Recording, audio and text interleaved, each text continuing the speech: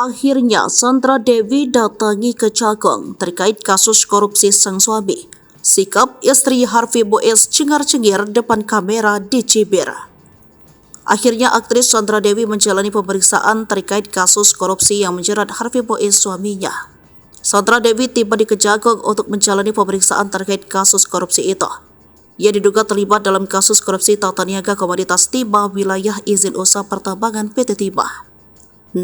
Sandra Dewi akan menjalani pemeriksaan mengenai kasus tersebut di Kejagung Kamis 4 April 2024. Dikutip dari salah satu kanal YouTube, Kamis momen Sandra Dewi tiba di Kejagung pun sempat terekam kamera. Aktris 40 tahun itu terlihat datang didampingi oleh dua orang yang diduga merupakan kuasa hukum sang aktris.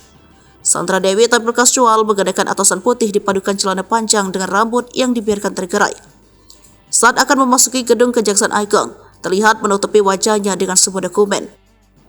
Tak berselang lama, Sandra Dewi pun menurunkan dokumen yang menutupi wajahnya itu. Ibu dua anak itu tersenyum lalu melambaikan tangan kepada awak media. Sesekali bintang film Agin Kongian 3 memberikan salam dengan gestur tubuhnya. Tak berselang lama, ia pun memasuki gedung Kejaksaan Agung tanpa memberikan keterangan apapun kepada awak media. Postingan di akun TikTok @p1 sangku belum masak itu sontak menjadi perbincangan warganet. Apalagi dengan sikap santai diperlihatkan oleh Sandra Dewi. Dengan kasus yang tengah dihadapi suaminya, senyum Sandra Dewi di hadapan awak media malah jadi cibiran netizen.